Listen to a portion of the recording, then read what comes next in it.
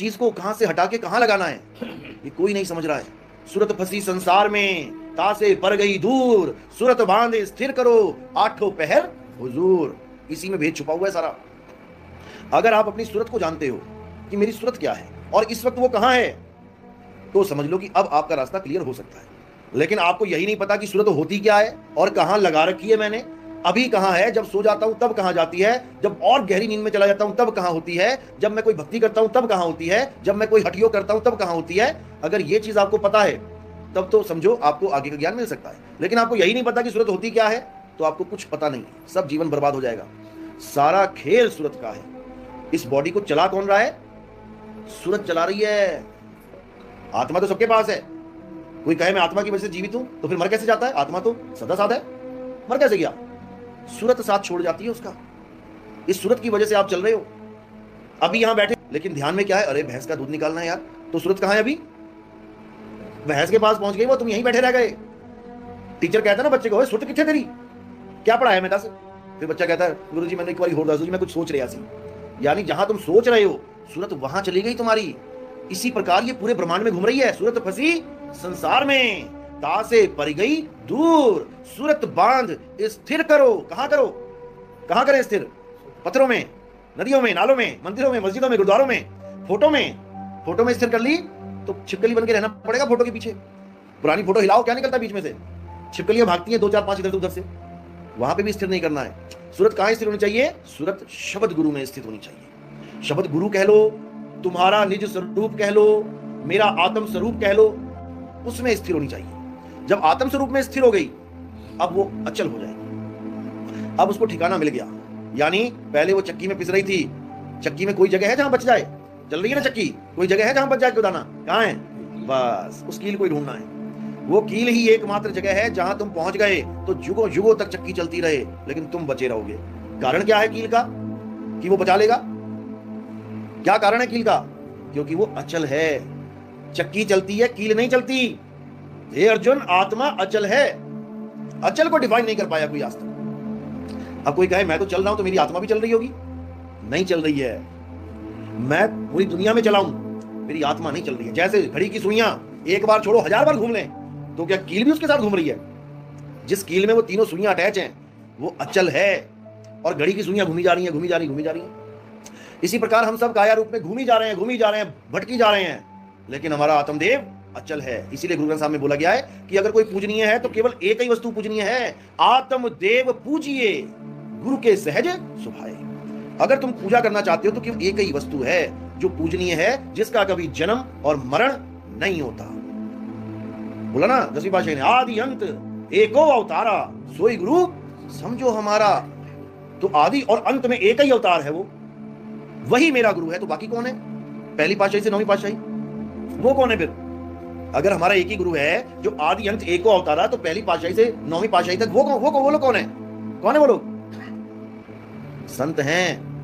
गुरु ग्रंथ साहब गवाही देता है कि सेवा को दो ही भले, एक संत एक राम।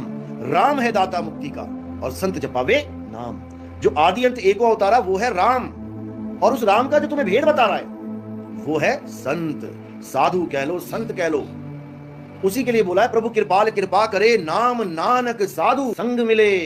जब प्रभु कृपा करता है, लोग सोचते हैं मेरे तो बड़े बड़े धंधे चल गए जी, करोड़पति बन गए, मकान दुकान बढ़िया हो गया, प्रभु की कृपा हो गई। नहीं हुई, ये माया की कृपा है भाई।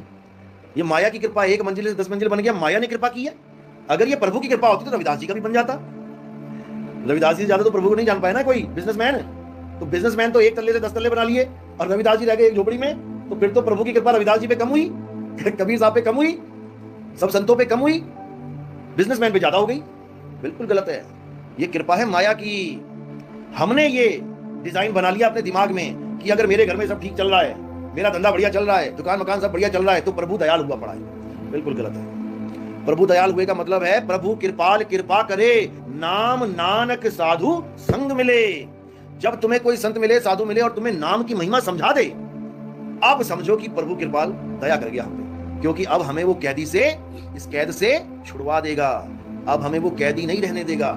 जेल में कैदी कितना ही अमीर हो जाए, है तो कैदी, एक दिन मौत होगी उसकी, एक दिन फांसी पे चढ़ना पड़ेगा, सारा जितना इंतजाम किया वो वहीं छूट जाएगा जेल में, उसका क्या फायदा? 50 करोड़ रुपए मेरे पड़ोसी के पास थे, मैंने बिजनेस किया, उसका सारा पैसा मेरे पास आ गया, जिसमें से 1 लाख में खर्च पाया, बाकी सारा वहीं का वहीं रह गया। तो मैंने क्या कमाया? मात्र 1 लाख रुपया। जो तुमने कमा के बैंक में डाल दिया, जो पड़ा रह गया, वो तुमने कमाया ही नहीं। वो तो एक माया ने जाल बिछाया कि आज उस अकाउंट में है और इधर तुम्हारे में आ गई, पड़ी वहीं रह जानी है, ना तुम्हारे किसी काम आई। तुम तो केवल 1 लाख रुपए में सारा निपटा के चले गए, और तुम ये सोचते रहे मेरे पास पड़ी है, मेरे पास पड़ी है। नहीं पड़ी है, तुम्हें लग रहा है पड़ी है, नहीं पड़ी है। वो इसी लोक का माल है, इसी लोक में पड़ा हुआ है। आज इसकी तिजोरी में, कल उसकी तिजोरी में, परसों उसकी तिजोरी में, और आदमी सोच रहा है मेरी तिजोरी में। अरे तुम्हारी तिजोरी है ही नहीं यहाँ पे, तुम्हारी तिजोरी यहाँ पर है ही नहीं। तुम एक ऐसी कंपनी में काम कर रहे हो जिसमें सारी तिजोरियां उस कंपनी के मालिक की हैं, तुम्हें केवल साफ सफाई के लिए रखा गया है। समझ रहे हो? ये सारे मकान उसी के हैं, ये सारी दुकानें उसी की हैं। सुबह से लेकर शाम तक तुम केवल झाड़ू पोछा करते हो, और झाड़ू पोछा करते करते पूरा जीवन बिताते बिताते फिर उस मकान को छोड़ के चले जाते हो। बताओ किसका दादा लेके गया मकान? यहीं पड़ा हुआ है, सारी उम्र उसको रिपेयर करता रह गया बेचारा, और यहीं छोड़ के चला गया। और ये मकान भी, ये जेल ऐसी है जिसमें सरकार जेल नहीं बना रही है कमरे, सरकार ने तुम्हें क्या रखा है, अपनी अपनी जेल बनाओ। अब जितना तुम्हारे पास पैसा है, तुम उतना पैसा जेल में लगा रहे हो, अपनी जेल बना रहे हो। जेल है यही है, मकान दुकान। एक सरकारी जेल होती है जहां पहले से कोठरियां बनी होती हैं, और एक ये 3 लोक जेल है। जब इस दुनिया में पहली बार इंसान आया, एक भी मकान, एक भी झोपड़ी नहीं बनी थी। बनी थी क्या? कैदी को काला पानी की सजा देके उसको टापू पे भेज दिया गया। अब उस कैदी ने पूरा टापू ही बसा दिया, दे मकान पे मकान, दे दुकान पे दुकान, बड़े बड़े शहर बना दिए। ये सब कमरे हैं किसके? कैदियों के। कोई कैदी अमीर है, कोई कैदी गरीब है, दोनों ही कैदी हैं, और दोनों की एक सी सजा है। सबको फांसी लगी हुई है, यहाँ पे सबको मरना है। लेकिन बड़े बड़े मकान बना के कैदी सोच रहा है मैं ज्यादा खुशहाल हूं, मैं ज्यादा खुश हूं। बिल्कुल नहीं है। नानक दुखिया सब संसार, और सुखी सोई जो नाम आधार। नाम आधार मतलब जो राम राम कर रहा है, जो ओम नमः भगवते वासुदेव कर रहा है, जो वाहिगुरु वाहिगुरु कर रहा है, वो क्या सुखी है? सुखी नहीं है भाई। सुखी वो है जिसके पास इस जेल से निकलने की चाबी है, क्योंकि नाम ही चाबी है। बिन नामे जग कमला फिर है, गुरुमुख नदरी आया। यानी सारी दुनिया नाम के बिना पागल हुई पड़ी है, पागल बनी पड़ी है। वो सोच रही है जो नाम मैं ले रहा हूं परमात्मा, कभी नहीं होगी, क्योंकि हम गलती से 52 अक्षरी नाम को परमात्मा का नाम मान बैठे हैं। जब इंसान नहीं आया था तो कौन सा नाम था परमात्मा का? किसने बनाया? जब इस दुनिया में इंसान नहीं आया था, सारे जानवर थे। क्या किसी ने परमात्मा का नाम बनाया? या इंसान चला जाए आज अगर, तो ये 184 जून है, ये परमात्मा का नाम बना सकती है? हिंदी में, पंजाबी में, उर्दू में बना सकती है क्या? क्या कुत्ते ने आज तक बताया कि मेरा परमात्मा कौन है? मैं हिंदू की, मुसलमानों की, सिख की, ईसाई? गाय बैल बकरी ने बताया कि मैं किस भगवान को मानती हूं, मैं किस धर्म की हूं? ये रोग केवल इंसान को लगा है, 52 अक्षरी रोग। इसी रोग को काटने के लिए कबीर साहब आते हैं। गुरु ग्रंथ साहब ने क्या बोला उन्होंने? 52 अक्षर लोक त्रय, सब कुछ इन्हीं माही, और ये आखर खिर जाएंगे, वो आखर इनमें नहीं। ये रोग है, ये 52 अक्षरी रोग लगा बैठे हैं हम लोग। 52 अक्षर जीवा धारा, अक्षर जीभ्या से न्यारा, वाही को सत सिमरण कहिए, सिमर सिमर नर उतरो पारा। ये रोग लगा है हमें। वाहिगुरु वाहिगुरु, राम राम, अल्लाह अल्लाह, गॉड गॉड, कबीर कबीर, सब 52 अक्षर हैं। ये अक्षरों को जप रहे हैं हम लोग, और हमें लग रहा है कि हमारी मुक्ति हो जाएगी। अब तो नहीं पता, लेकिन ओशो धाम में जो ओशो नाम है वो उनका नहीं है, वो तो आचार्य रजनीश थे। ओशो नाम कहां से आया? क्या है ओशो का मतलब? है ओशनिक नहीं, ओशो का मतलब है श्वासों में जो क्रिया चल रही है। ओ शो, जो आप सांस ले रहे हो, इसी को योगी ने कहा ओ से ओम, सो से सोहम, ओम सोहम, ओम सोहम। उसी को शॉर्टकट में ओ शो बना दिया, और ओशो के साथ भगवान लगाया, भगवान ओशो, क्योंकि वो इसी को भगवान मानते हैं। सारी दुनिया इसी को भगवान मानती है। ये आ रही है जा रही है तो जिंदा है, ये आना जाना बंद तो भगवान हो गया दूर और बंदा हो गया खत्म। महात्मा बुद्ध ने भी इसी की महिमा गाई है, आती जाती सांस की। विपासना करने गया कभी कोई? नाम सुना है विपासना? क्या करवाते हैं वहां पे? हाँ, वहां पर पूरे बॉडी में ध्यान लगवाया जाता है पहले, तो उसके बाद जो आखिरी क्रिया है उनकी सांसों की क्रिया है। उसी को भगवान माना गया है कि वो है तो ये काया चल रही है, वो नहीं तो कुछ भी नहीं। लेकिन ये गलत ज्ञान है। कौन है जो बिना सांसों के भी जिंदा है, जिसको सांसों की जरूरत ही नहीं है? कौन है वो? आत्मा। आत्मा बिना सांसों के जिंदा है। आत्मा को सांसों की जरूरत ही नहीं है। सांसों की जरूरत किसे है? इस बॉडी को है, जिंदा रखने के लिए, आत्मा को नहीं। आत्मा को तो शस्त्र काट नहीं सकता, अग्नि जला नहीं सकती, वायु सुखा नहीं सकती, जल भिगो नहीं सकता, तो इसको खाना पीना, सांस लेना ना लेना, इससे कोई मतलब ही नहीं है। लेकिन कोई समझ नहीं पा रहा है। जिस दिन समझ में आ जाएगा उस दिन पैरों से जमीन निकल जाएगी। बस समझाने वाला चाहिए जो तुम्हारे सारे भरमगढ़ तोड़ के तुम्हें एक से जोड़ दे। भरमाने वाले बहुत बैठे हैं 52 अक्षर के नाम पे। हम अल्लाह को मानते हैं, हम राम को नहीं मानते, हम वाहिगुरु को मानते हैं, हम कृष्ण को नहीं मानते, बहुत बैठे हुए हैं। ये सब 52 अक्षर और शरीर का खेल है। केवल 52 अक्षर और शरीर का खेल है। हम कृष्ण जी के शरीर को नहीं मानते, हम तो शंकर जी के शरीर को मानते हैं। और दोनों शरीर बने किसके हैं? कितने तत्वों के बने हैं? किसी का 6 का तो नहीं बन गया, ये 4 का तो नहीं बना। इस 5 तत्वों को ना मान के तुम दूसरे 5 तत्वों को मान रहे हो। बात तो वही है, बस तुमने डिजाइन चेंज कर दिया। तुमने डिजाइन चेंज कर दिया। तुम मैदे की मट्ठी ना खा के तुम कह रहे हो मैं मैदे की मट्ठी खाऊंगा, तो क्या हो जाएगा? पेट में क्या जाएगा?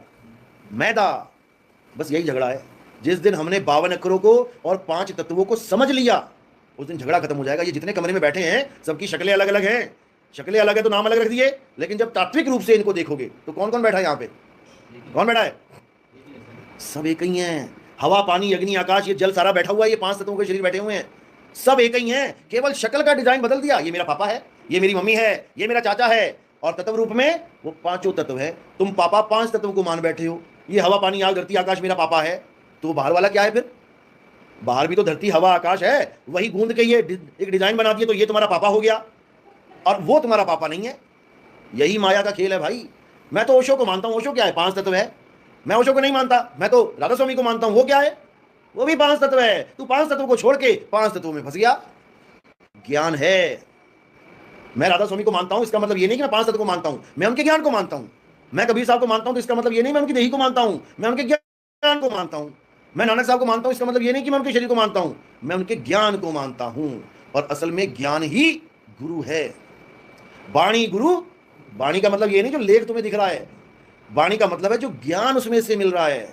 वाणी गुरु, गुरु है वाणी, और बिच वाणी अमृत सारे। ये समझ में नहीं आ रहा लोगों को। लोग वाणी को मान के बैठे हैं। इतने संतों की वाणी को ही मैं मानता हूं जो गुरु के सामने नहीं है। जिस संत की वाणी वो कच्ची वाणी है, मीराबाई की भी नहीं है। तो मीराबाई कच्चे गुरु की चली थी क्या? मीराबाई कच्चे गुरु की चली थी। जब गुरु पक्का है तो चेला भी तो पक्का ही होगा। उसकी वाणी क्यों नहीं है? वो भी तो उसी के समय में हुई थी। किसी लेडीज की वाणी क्यों नहीं है? सहजोबाई, मुक्ताबाई, महाराष्ट्र में मुक्ताबाई के नाम के झंडे गड़े हुए हैं, लेकिन हमारे ग्रंथ में नहीं है। तो इसका मतलब ये नहीं कि वो पूर्ण नहीं है, ऐसा बिल्कुल नहीं है। जो पूर्ण है उनकी वाणी पूर्ण है, और जो पूर्ण नहीं है उनको बोला है अगर वो वाणी लिखते हैं बिना अनुभव के, वो कच्ची वाणी है, कटेगी। वो कच्ची वाणी है, कटेगी। इसीलिए कच्ची और पक्की का भेद यही है कि जो अनुभव के साथ वाणी आती है वो पक्की वाणी है, और जो बिना अनुभव के सुनी सुनाई वाणी होती है, लिखने वाले लिखने लग जाते हैं, सोचते हैं अरे बहुत तुक्के मेल मेल के, और सोचते हैं मैं तो ब्रह्मज्ञानी हो गया। वो सब कच्ची वाणी है, कटेगी वो, क्योंकि उसका अनुभव नहीं हो सकता उससे। उसने लिख तो दी, संतों की वाणियां देख देख के, संतों का सत्संग सुन सुन के, मेरा शब्द गुरु, मेरा परम पिता परमात्मा, मेरा ये मेरा वो, लेकिन कौन है वो शब्द गुरु? जानते हो क्या? नहीं जी, अनुभव तो नहीं हुआ। फिर काहे को लिख दी वाणी है? ये सब कच्ची वाणी है।